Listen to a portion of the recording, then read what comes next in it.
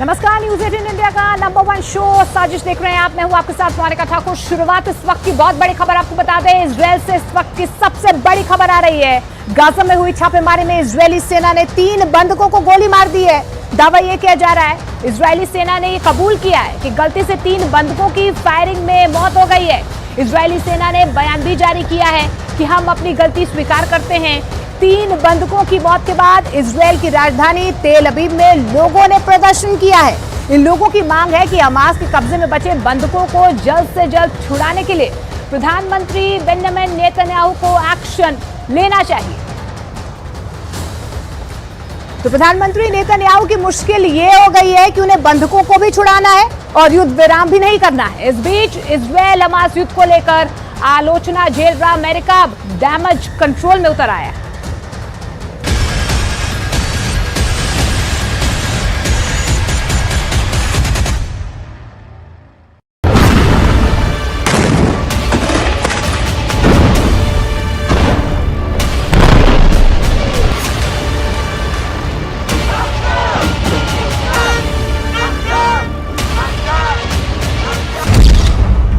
योतम हैम, उम्र 28 वर्ष। समीर अल तलाल का उम्र 25 वर्ष। अलोन शमरिच, उम्र 26 वर्ष। तीनों युवक हमास के आतंकवादी नहीं हैं, फिलिस्तीनी नहीं है, बल्कि इजरायली है। इजरायल की सेना ने अपने ही 3 नागरिकों को गोली मार दी। क्यों, कहां और कब की डिटेल आपकी स्क्रीन पर है। हम इस घटना की जिम्मेदारी लेते हैं। गाजा सिटी के शेजैया इलाके में एक ग्राउंड ऑपरेशन के दौरान सैनिकों को लगा कि ये लोग उनके लिए खतरा है। गोली मारने के बाद जब शवों के पास पहुंचे तो मारे गए लोगों की पहचान के बारे में संदेह हुआ। बाद में पता चला कि वो इजरायल के ही नागरिक है। मतलब चूक हुई। इजरायली डिफेंस फोर्स की गलत पहचान के चलते की गई फायरिंग में इजरायल के 3 युवकों की मौत हुई है। इन 3 युवकों का 7 अक्टूबर को हमास के हमले के दौरान इजरायल से अपहरण कर लिया गया था। शोजाया में जब इजरायल सेना ने फायरिंग करनी शुरू की तो इजरायल के ही 3 बंधक चपेट में आ गए और मारे गए। अब आलम यह है कि इजरायल में हंगामा खड़ा हो गया है। इजरायल की राजधानी तेल अवीव में हंगामा पसरा है।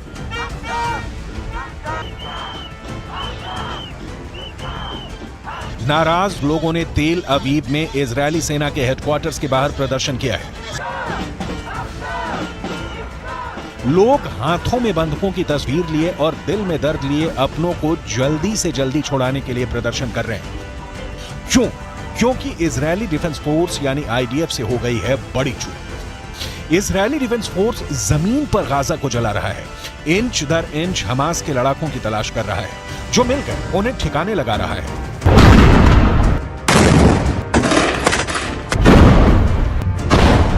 लेकिन इसी दौरान एक ऐसी घटना हुई है जिससे पूरा इजरायल बेंजामिन नेतन्याहू के खिलाफ दिखने लगा है।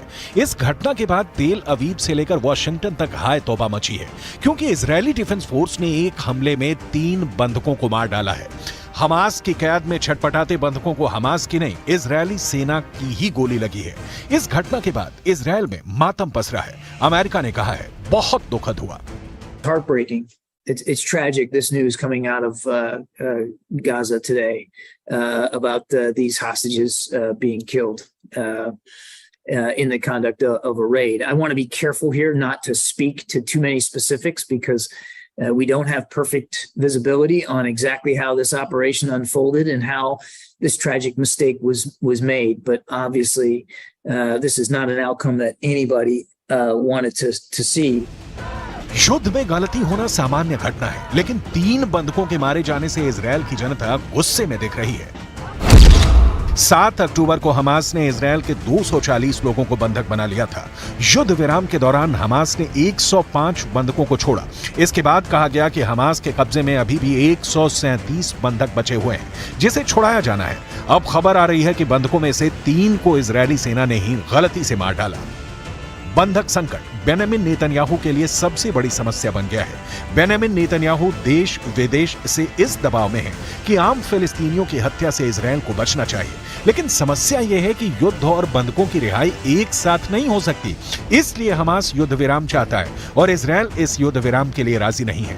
इस बीच बंधकों की जान हमास की बंदूक की गोली में अटकी है। बेंजामिन नेतन्याहू के लिए इतना ही नहीं, एक और ताजा मुश्किल आ खड़ी हुई है।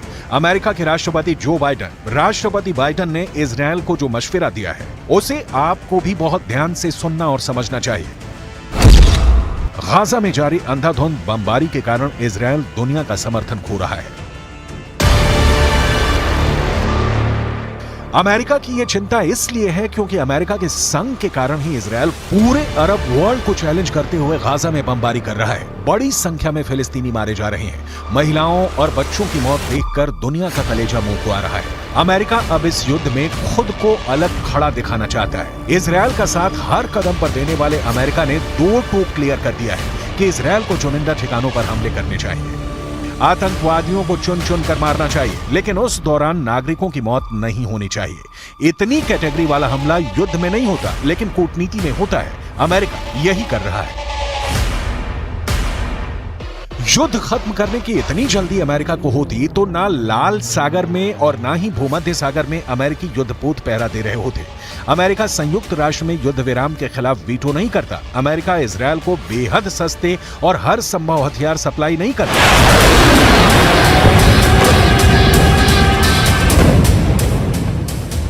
लिहाजा आम फिलिस्तीनियों की मौत पर बाइडेन के आंसू घड़ियाली हैं, जिनका जमीनी युद्ध से कोई सरोकार नहीं। अमेरिका कल भी इजरायल के साथ था, आज भी है और कल भी रहेगा, इसकी गारंटी है। क्यों? अमेरिका की क्या मजबूरी है? इसे विस्तार से आगे बताएंगे। अभी इजरायल के नागरिकों के एक और प्रदर्शन की तस्वीरें देखिए। इन लोगों की मांग है कि युद्ध विराम तत्काल लागू हो। We will only see peace when everybody has equal rights and freedom, and we can't have peace unless this happens. If one people have rights and the other people are oppressed, there won't be justice and there won't be peace. युद्ध शुरू होने के बाद से ही अब तक Israel के हमले में गाजा में कम से कम 18,700 फिलिस्तीनियों की मौत हुई है, जिसमें महिलाएं और बच्चे भी शामिल हैं। घायलों की संख्या 51,000 के करीब है। सिर्फ 24 घंटे में इजरायल ने हमास के 10 और लड़ाकों को मारने का दावा किया है। वहीं हमास के हमले में 1400 इजरायली मारे गए हैं। इजरायल के प्रधानमंत्री बेंजामिन नेतन्याहू को अमेरिका की नई सलाह सुनिए। I don't think that we can necessarily make some sort of broad judgment about the specific circumstances here and what that says about the ability for them to be more surgical and more precise. I would add that when they went into North Gaza, they went in with a much smaller footprint, and they were able to conduct smaller scale, smaller unit operations than what they had originally planned to do. America क्या चाहता है? युद्ध की दशा और दिशा पर उसका कोई असर नहीं दिख रहा। इजरायल और हमास के बीच शांति की कोई गुंजाइश नजर नहीं आ रही। इजरायली सेना के विमान लगातार हमास के नियंत्रण वाले गाजा पट्टी में बम बरसा रहे हैं। युद्ध की वजह से मासूमों को जान गंवानी पड़ रही है। संयुक्त राष्ट्र में फिलिस्तीन के मिशन ने कहा है कि इजरायल को अपने अवैध व्यवहार को लेकर नतीजे भुगतने का डर नहीं है। मिशन ने सुरक्षा परिषद से कहा है कि इजरायल के खिलाफ कार्रवाई की जाए। इसका कहना है कि युद्ध विराम की मांग के बाद भी इजरायल अंतर्राष्ट्रीय कानून तोड़कर काम कर रहा है। अमेरिका के एनएसए जैक सुलिवन ने फिलिस्तीनी अथॉरिटी के राष्ट्रपति महमूद अब्बास से बात की है। इस दौरान गाजा में लोगों को भेजे जाने वाली मानवीय मदद को बढ़ाने पर चर्चा हुई है। इस मुलाकात में आम नागरिकों की सुरक्षा को बढ़ाने पर भी जोर दिया गया, लेकिन इस जोर का नतीजा निकलता नहीं दिख रहा है। विश्व स्वास्थ्य संगठन ने गाजा के हेल्थ सिस्टम के बर्बाद होने पर चिंता जताई है। गाजा में 36 अस्पताल थे, जिनमें से सिर्फ 11 ही कुछ हद तक काम कर रहे हैं। इन अस्पतालों में 50,000 से ज्यादा घायलों का इलाज चल रहा है। 7 अक्टूबर से अब तक इजरायल ने गाजा में 22,000 से ज्यादा ठिकानों पर बमबारी की है। इसकी वजह से 19 लाख फिलिस्तीनी बेघर हो गए हैं, जो गाजा की आबादी का 85% हिस्सा है।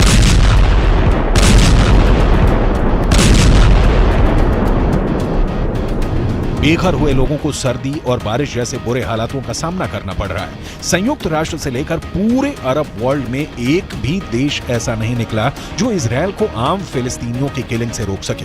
हालांकि किलिंग रोकना तो दूर, ईरान जैसे देश ने तो हमास का साथ देने से ही इनकार कर दिया। लेबनान के हिजबुल्लाह के हमले और यमन से हूथी विद्रोहियों के हमले इजरायल युद्ध में एक डिग्री भर का फर्क नहीं ला सकते। कहा जा रहा है कि गाजा में हमास के लड़ाकों की संख्या ज्यादा से ज्यादा होगी तो 40,000 होगी, लेकिन मौत और मातम पूरा गाजा भोग रहा है।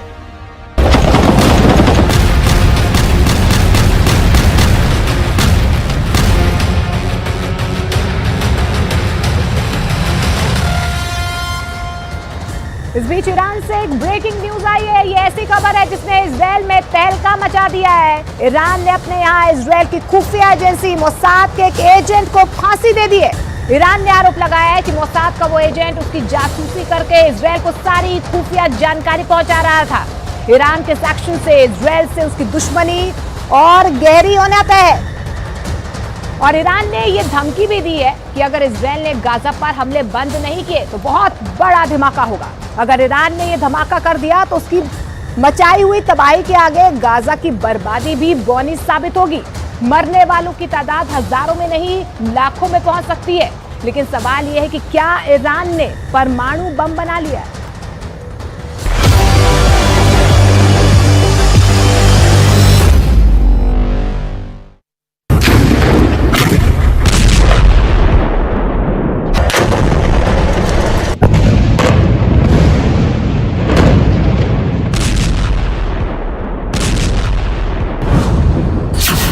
ये धमाके तो बहुत छोटे हैं, बड़ी फिल्म का छोटा सा ट्रेलर है। असली धमाका तो अब होने वाला है और धमाका करेगा ईरान।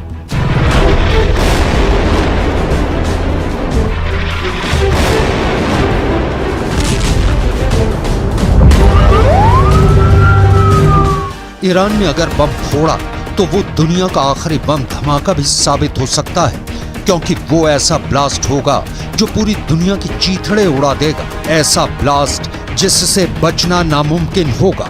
डर है कि ईरान सीधा परमाणु बम फोड़ेगा और वो परमाणु बम का टाइमर सेट कर चुका है।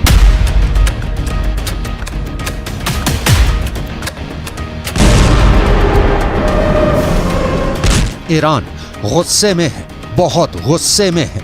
गुस्से में उसने अपने दोस्त चीन से फोन पर बात की और साफ साफ कह दिया है कि इजराइल ने गाजा में अब हद पार कर दी है। उसने ईरान के सब्र का बांध तोड़ दिया है, इसलिए अब बहुत बड़ा ब्लास्ट होगा।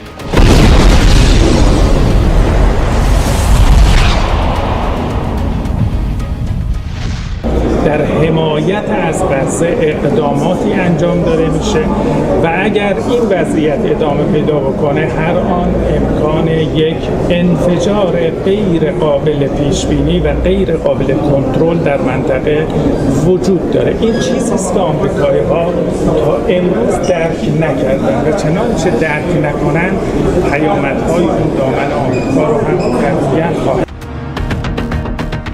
ईरान के विदेश मंत्री ने अपने बयान में धमाका शब्द का इस्तेमाल किया और पूरी दुनिया में तहलका मच गया। अमेरिका से लेकर ब्रिटेन और फ्रांस जैसे तमाम पश्चिमी देश खौफ से भर गए हैं। सब सोच में पड़े हैं कि ईरान किस धमाके की बात कर रहा है, आखिर उसके दिमाग में क्या साजिश चल रही है। डर जताया जा रहा है कि कहीं ईरान ने परमाणु बम तो नहीं बना लिया। ईरान करीब 2 दशक से चोरी छिपे परमाणु बम बना रहा है, मगर ये बात वो मानता नहीं। वो कहता है कि उसके न्यूक्लियर प्रोग्राम का हथियारों से कोई लेना देना नहीं, उसका परमाणु कार्यक्रम एकदम शांतिपूर्ण है। मगर करीब 6 साल पहले इजराइल ने बाकायदा सबूतों के आधार पर ईरान के परमाणु कार्यक्रम का भंडाफोड़ किया था।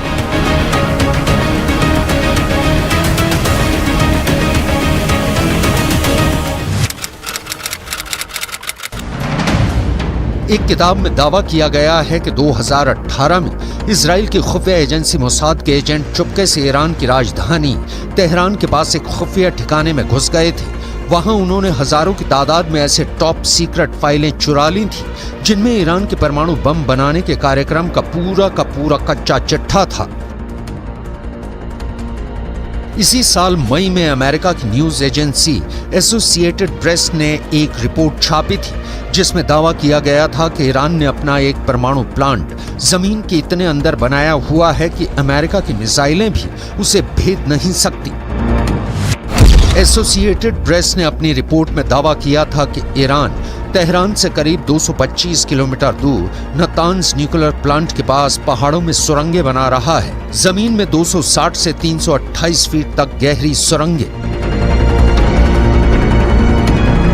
ये गहराई इतनी ज्यादा है कि माना जा रहा है कि अमेरिका के बम भी ईरान की सुरंगों का कुछ नहीं बिगाड़ सकेंगे। यूरोप के भी कई देशों की इंटेलिजेंस रिपोर्ट कहती है कि ईरान परमाणु बम बनाने के इतने करीब पहुंच चुका है कि वो बहुत जल्द अपना पहला परमाणु बम टेस्ट भी कर सकता है।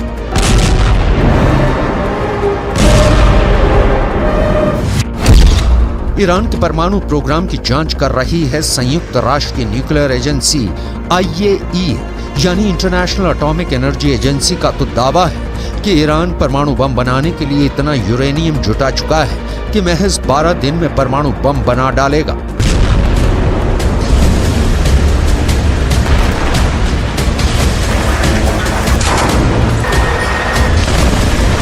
ये दावे डरावने हैं क्योंकि जब से हमास ने इजराइल में घुसकर हमला किया है तब से ईरान के न्यूक्लियर प्रोग्राम से पूरी दुनिया का ध्यान हटा हुआ है।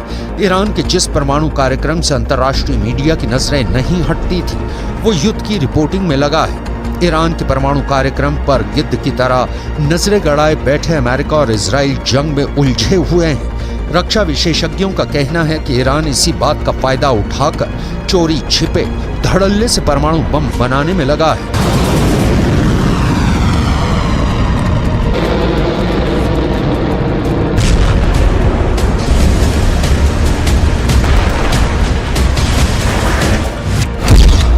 सवाल ये है कि क्या 7 अक्टूबर को हमास से इजराइल पर हमला करवाना ईरान की सोची समझी साजिश का हिस्सा था ताकि वो पश्चिमी देशों का ध्यान हमास में भटकाकर आराम से अपना परमाणु बम बना सके। क्या बीते 2 महीने से ईरान परमाणु युद्ध की प्लानिंग कर रहा है? ईरान ने यूं ही तो धमाके की धमकी नहीं दी होगी, जरूर उसके हथियारों के जखीरे में ब्रह्मास्त्र आ गया है। ईरान की धमकी का मतलब है पत्थर की लकीर। अब वो दोबारा नहीं चेताएगा बल्कि सीधा अटैक करेगा।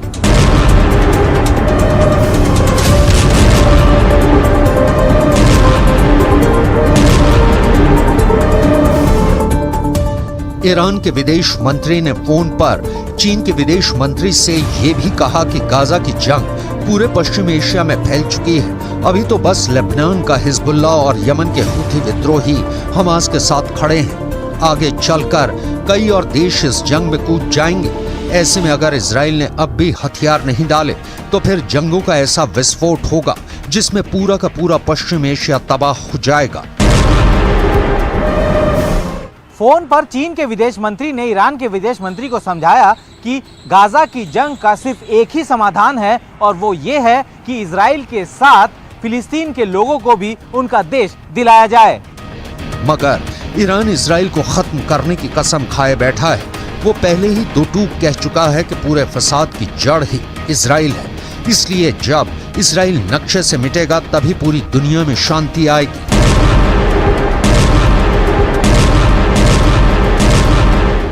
ईरान आर या पार के मूड में नजर आ रहा है। अब तक उसने इजराइल के खात्मे की बस दुआ की है, इजराइल को धमकियां दी हैं और हमास और हिजबुल्लाह से उस पर हमले करवाए हैं, मगर कभी इजराइल से जंग के मैदान में सीधे सीधे 2-2 हाथ नहीं की। ऐसे में अब अगर ईरान युद्ध लड़ने उतरता है तो ये उसकी इजराइल से पहली और आखिरी जंग भी साबित हो सकती है। ये ऐसा युद्ध हो सकता है जो ईरान या फिर इजराइल को मिट्टी में मिलाने के बाद ही खत्म होगा, क्योंकि ईरान के जंग में उतरने का मतलब होगा तीसरा विश्व युद्ध,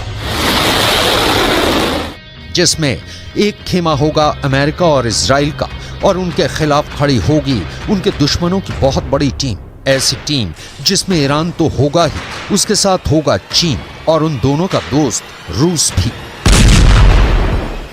अगर ये युद्ध हुआ तो शायद दुनिया ही टुकड़े टुकड़े हो जाए, क्योंकि इन सभी देशों के पास दुनिया को खत्म कर देने वाले खतरनाक परमाणु बम हैं। अमेरिका के पास 5224 परमाणु बम है और उसके साथ ही इजराइल के पास 90 और इनके साथ खड़े रूस और चीन के पास परमाणु हथियारों का जखीरा है। रूस के पास दुनिया में सबसे ज्यादा परमाणु बम है। उसके परमाणु बमों की संख्या 5889 है। यह आंकड़ा अमेरिका के परमाणु हथियारों से भी ज्यादा है। वहीं चीन के पास 410 परमाणु बम है। ऐसे में अगर अपनी ताकत की नुमाइश की कोशिश और दिमाग की गर्मी में परमाणु बम चलाने का फरमान पास हो गया तो तबाही मच जाएगी।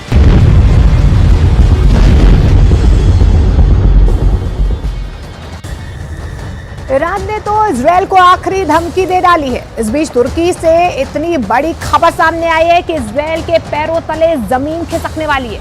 खबर है कि 7 अक्टूबर को जब इजरायल पर अब तक का सबसे बड़ा आतंकी हमला हुआ था, उस दिन हमास का चीफ इस्माइल हानिया तुर्की में ही था। अमेरिका के मीडिया को दिए इंटरव्यू में तुर्की के राष्ट्रपति के चीफ सिक्योरिटी एडवाइजर ने जो बयान दिया है उससे इस खबर की पुष्टि होती नजर आ रही है, क्योंकि उन्होंने 7 अक्टूबर को हानिया के तुर्की में होने की बात से इनकार नहीं किया है। अगर ये खबर पक्की है तो न सिर्फ इजरायल बल्कि अमेरिका और पूरे के पूरे नेटो के लिए बहुत बड़ा झटका है। लेकिन सवाल ये है कि क्या इजरायल पर हमास के अटैक का मास्टरमाइंड तुर्की था?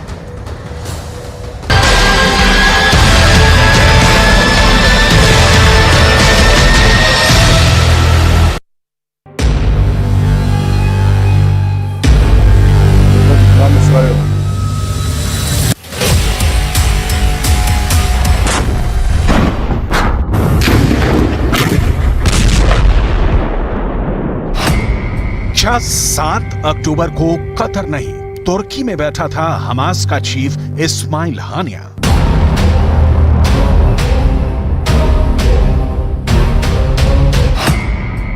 क्या 7 अक्टूबर को तुर्की में बैठकर इजरायल में खून खराबे का जश्न मना रहा था हानिया?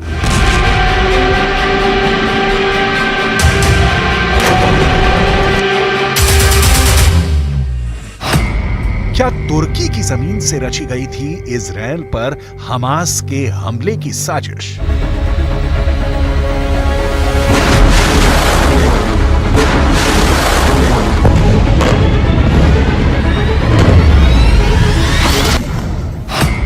क्या तुर्की के राष्ट्रपति एर्दोगान ने सुनाया था हमास को इजरायल में कत्लेआम मचाने का फरमान?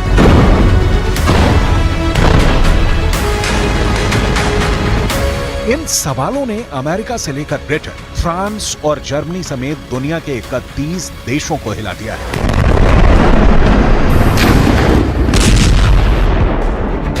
पूरे के पूरे नाटो में हड़कंप मच गया है।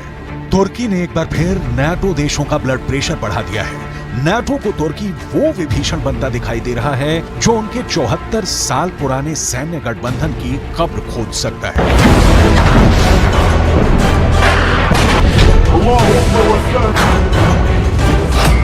तो क्या इजरायल की जंग नाटो के टुकड़े टुकड़े कर दी?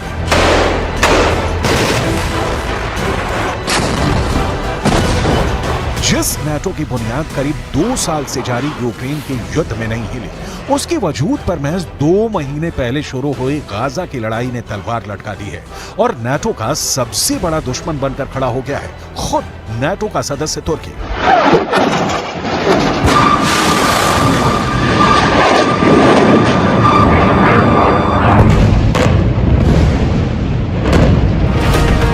तुर्की इस जंग में खुल्लम खुल्ला हमास के साथ खड़ा है और इजरायल पर आग उगलने में लगा है। अब खबर यह है कि अंतर्राष्ट्रीय मीडिया में चल रही कुछ रिपोर्ट्स में कहा जा रहा है कि 7 अक्टूबर के दिन जब हमास के करीब 3000 लड़ाके इजरायल में घुसे थे, उस दिन हमास का चीफ इस्माइल हानिया तुर्की में बैठा था, जबकि अब तक ये माना जा रहा था कि हानिया कतर में छिपा हुआ है। इजरायल पर हमले के दिन हानिया के तुर्की में होने की खबर को तब और हवा मिल गई जब अमेरिकी न्यूज चैनल CNN को दिए एक इंटरव्यू में तुर्की के राष्ट्रपति के चीफ सिक्योरिटी एडवाइजर ने इस बात से सीधे सीधे इनकार नहीं किया।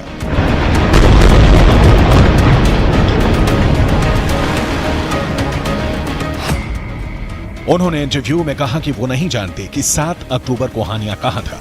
हो सकता है वो तुर्की में हो। मुद्दा ये नहीं है कि हमास के नेता किस वक्त कहां हैं। मुद्दा यह है कि हम इस जंग को कैसे रोकें।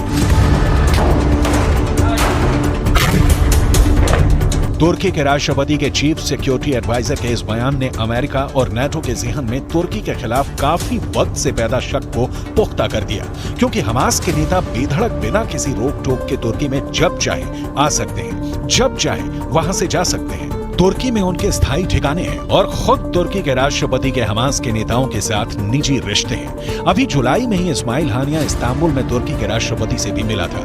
इसीलिए कुछ दिन पहले खबर आई थी कि इजरायल की खुफिया एजेंसी मोसाद और सुरक्षा एजेंसी शिन बेत हमास के नेताओं को मौत के घाट उतारने की प्लानिंग में है, फिर चाहे वो दुनिया के किसी भी कोने में क्यों न छिपे। इस पर तुर्की के राष्ट्रपति ने इजरायल को सीधी धमकी दे दी थी कि अगर तुर्की की जमीन पर हमास के नेताओं को एक खरोच भी आई तो इजरायल को एक बहुत बड़ी कीमत चुकानी पड़ेगी। तुर्की वैसे है तो नाटो का सदस्य, लेकिन नाटो के बाकी देशों से उसकी कुछ खास नहीं पड़ती है।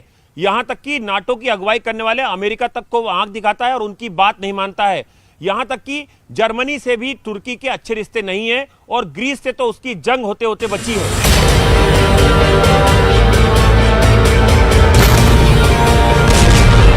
नाटो देश जो रास्ता पकड़ते हैं तुर्की उससे बिल्कुल उल्टी चाल चलता है। यूक्रेन के युद्ध में भी तुर्की ने यही किया। नाटो देशों ने रूस पर प्रतिबंध लगाए, मगर तुर्की ने रूस पर प्रतिबंध लगाना तो दूर, तुर्की के राष्ट्रपति ने पुतिन से रिश्ते भी नहीं तोड़े और रूस से गैस खरीदनी भी जारी रखी। अब गाजा की जंग में भी तुर्की का स्टैंड नाटो के स्टैंड से बिल्कुल अलग है।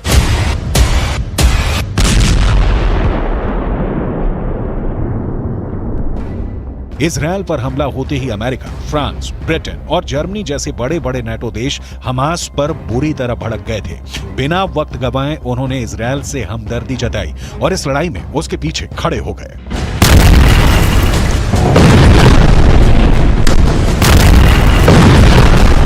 हमले के चंद दिन के अंदर अमेरिका के बाइडेन, फ्रांस के इमैनुअल मैक्रोन, ब्रिटेन के ऋषि सुनक और जर्मनी के ओलाफ शॉल्ज इजरायल का साथ देने, उसका हौसला बढ़ाने के लिए सीधा इजरायल पहुंचे और हमास को मिट्टी में मिलाने की कसम खा ली। मगर तुर्की के राष्ट्रपति रेजेप ताइप एर्दोआन ने तो इजरायल को ही आतंकी देश बता दिया है। वो इजरायल पर तमतमाए हुए हैं। इजरायल के प्रधानमंत्री बेंजामिन नेतन्याहू को गाजा का कसाई बुला रहे हैं। एर्दोआन तो यहां तक कह चुके हैं कि नेतन्याहू ने गाजा में जिस बेरहमी से मासूम लोगों को मौत के घाट उतारा है, उसके लिए इंटरनेशनल क्रिमिनल कोर्ट में उन पर युद्ध अपराध का मुकदमा चलेगा।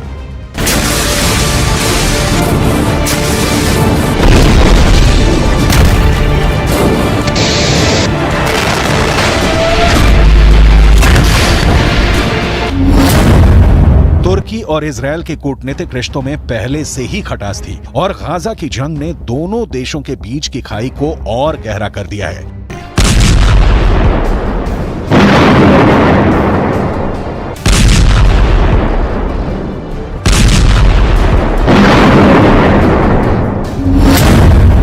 अमेरिका ने हमास को आतंकी संगठन घोषित किया हुआ है, मगर हमास तुर्की का दोस्त है। दोनों के रिश्ते बरसों पुराने हैं। तुर्की में मुस्लिम आबादी बहुसंख्यक है और फिलिस्तीन भी अरब मुस्लिम है और खुद तुर्की के राष्ट्रपति एर्दोआन तो फिलिस्तीन के कट्टर समर्थक रहे हैं। उन्होंने हमेशा फिलिस्तीन की अलग देश की मांग का समर्थन किया है।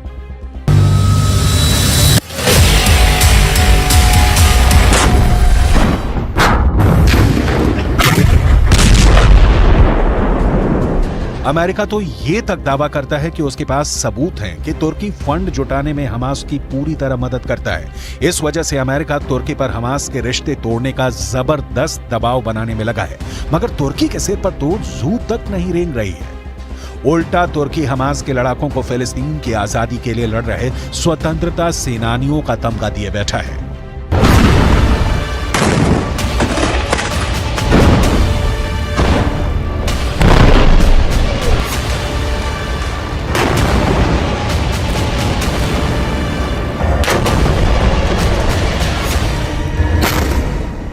तुर्की कहता है कि वह हमास के नेताओं से इसलिए बातचीत करता है क्योंकि वह जंग रुकवाना चाहता है और शांति चाहता है। यहां तक कि जब अमेरिका के राष्ट्रपति बाइडेन और एर्दोआन की फोन पे बात हुई तो एर्दोआन ने उन पर ही गाजा की जंग रुकवाने का दबाव डाल दिया।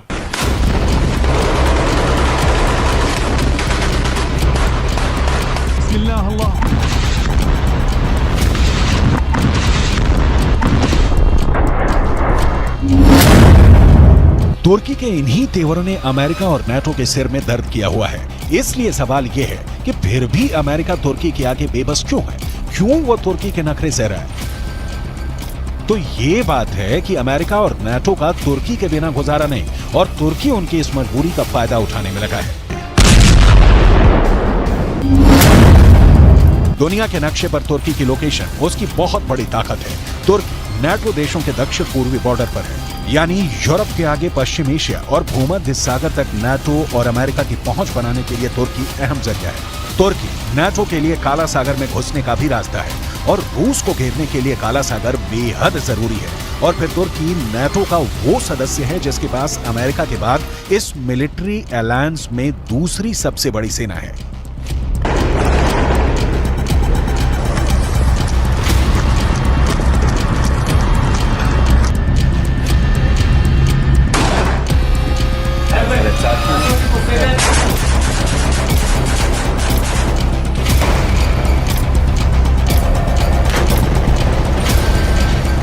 और तो तुर्की नाटो के लिए जमीन पर और समंदर में भी अड्डे मुहैया करा सकता है। ऐसे में नाटो और अमेरिका तुर्की जैसे देश को खोने का खतरा नहीं उठा सकते, क्योंकि उनके रूस और चीन जैसे सबसे बड़े दुश्मन तुर्की को अपने खेमे में लेने के लिए तैयार खड़े हैं।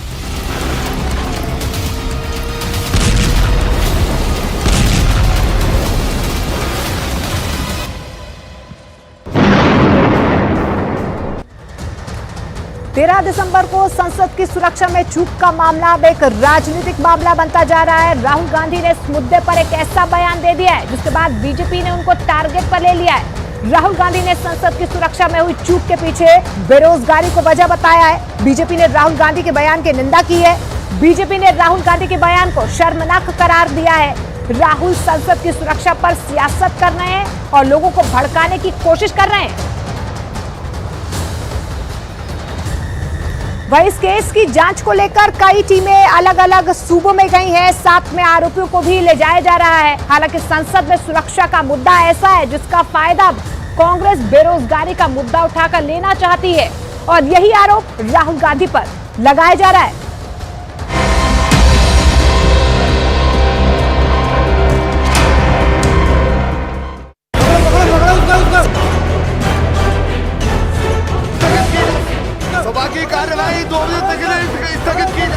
अनुसंधान अपनी जगह पे लॉजिकल एंड तक जाएगी, किसी भी दोषी को छोड़ा नहीं जाएगा। जले हुए मोबाइलों में है संसद कांड का पूरा राज। आखिर ललित झा के पीछे असली चेहरा कौन है? क्या इस असल चेहरे का राज भी जले हुए मोबाइल में ही है? आखिर नीलम, अमोल, मनोरंजन और सागर को संसद के अंदर जाकर हंगामा खड़ा करने और संसद का सुरक्षा चक्र तोड़ने के लिए किसने प्रेरित किया? क्या इसकी भी पूरी जानकारी जले हुए मोबाइलों में ही है? अगर कई महीनों से संसद के अंदर उपद्रव करने की यह साजिश रची जा रही थी, तो इसका मतलब साफ है कि इन सभी मोहरों के पीछे कोई ना कोई बड़ा चेहरा जरूर है, क्योंकि संसद के अंदर घुसकर स्मोक स्प्रे का इस्तेमाल कर पूरे देश को हैरान करने की इतनी बड़ी साजिश किसी संगठन के आम कार्यकर्ता के बस की बात नहीं है। एक तरफ जहां दिल्ली पुलिस गिरफ्तार आरोपियों से सच उगलवाने में लगी है, तो वहीं इस मामले के मास्टरमाइंड ललित की पूरी कुंडली भी खंगाली जा रही है। यही नहीं, इस मामले पर अब जमकर राजनीति भी शुरू हो गई है। राहुल गांधी और बीजेपी के बीच अब ये मुद्दा सिर्फ संसद की सुरक्षा में चूक या शांति व्यवस्था को भंग करने या अशांति पैदा करने का ही नहीं है।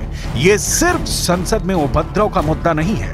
अब राहुल गांधी इसे एक राजनीतिक मुद्दा बनाने की कोशिश कर रहे हैं। और अब ये सवाल उठना भी लाजमी है कि क्या इस राजनीतिक मुद्दे को कांग्रेस पार्टी भविष्य में इस्तेमाल करना चाहती है? आखिर क्या है राहुल गांधी का वो बयान जिस पर बीजेपी का विरोध शुरू हो गया है? बीजेपी की तरफ से राहुल गांधी पर क्या पलटवार किया गया है? ये सारे बयान आपको सिलसिलेवार आगे दिखाने वाले हैं, लेकिन सबसे पहले बात करेंगे महेश की, क्योंकि पूरे मामले में सबसे ताजा गिरफ्तारी महेश की ही है। कौन है ये महेश और क्यों इसकी गिरफ्तारी को बहुत ज्यादा अहम माना जा रहा है, इस पर पहले बात करेंगे। महेश की लोकेशन राजस्थान के नागौर में पाई गई थी और इस संसद कांड में महेश का रोल संसद कांड को अंजाम देने वाले सभी उपद्रवियों के लिए रहने का इंतजाम करना था। इतना ही नहीं, महेश वही शख्स है जिसने इस पूरे मामले के मास्टरमाइंड कहे जा रहे ललित झा के साथ मिलकर संसद कांड आरोपियों के मोबाइल भी नष्ट कर दिए हैं। मामले को आगे विस्तार से समझने के लिए एक बार फिर पूरी घटना को समझना पड़ेगा। दरअसल 13 दिसंबर को सागर और मनोरंजन नाम के 2 आरोपी संसद के अंदर घुस गए थे और संसद में दर्शक दीर्घा से लोकसभा सांसदों के फ्लोर की तरफ कूदकर सीटों पर चढ़ गए थे। उसी वक्त संसद के बाहर भी स्मोक स्प्रे छोड़ा जा रहा था। यानी उस वक्त 13 दिसंबर को 2 लोग संसद के अंदर उपद्रव मचा रहे थे, सागर और मनोरंजन, और 3 लोग संसद के बाहर मौजूद थे, नीलम, अमोल शिंदे और ललित झा। अब बड़ी बात यह है कि बेहद शातिर ललित झा मौके से फरार हो गया था और वो सागर, मनोरंजन, नीलम और अमोल शिंदे के मोबाइल लेकर फरार हुआ था। पूछताछ से पता चला है कि ललित झा ने इन चारों ही मोबाइलों को राजस्थान ले जाकर जला दिया है।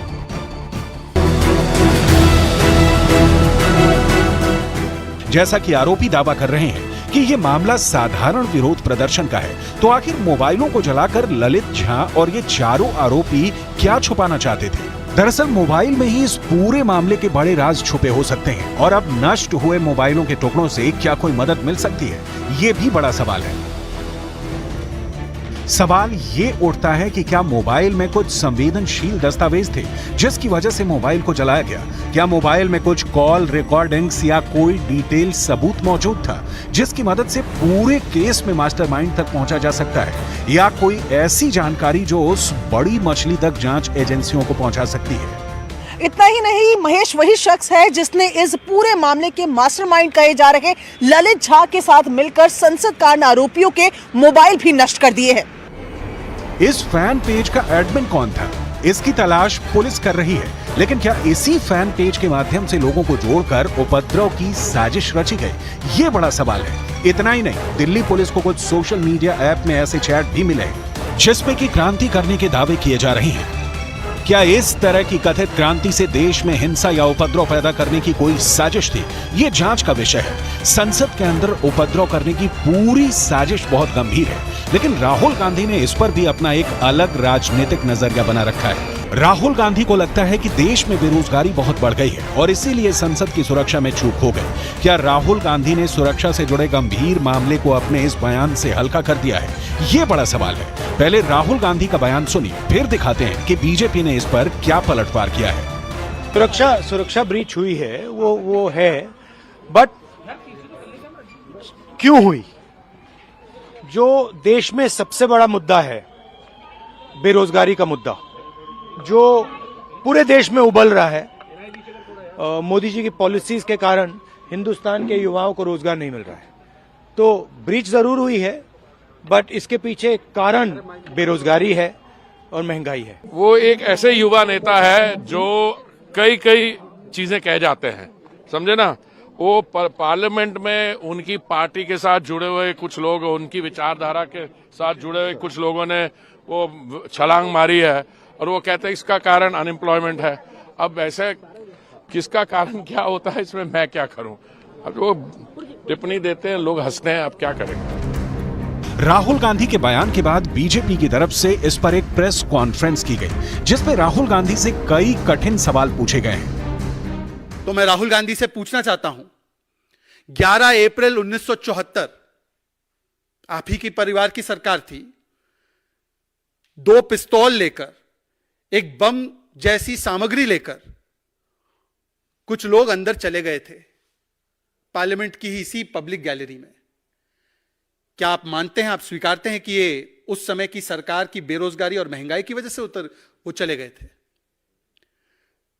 26 जुलाई 1974 मतलब कुछ ही महीने बाद एक व्यक्ति खंजर के साथ घुस जाता है पब्लिक गैलरी में। क्या राहुल गांधी स्वीकार रहे हैं कि उस समय की सरकार की जो बेरोजगारी और महंगाई की दर थी वो चरम पर थी, तो इसीलिए खंजर लेकर कोई घुस गया था?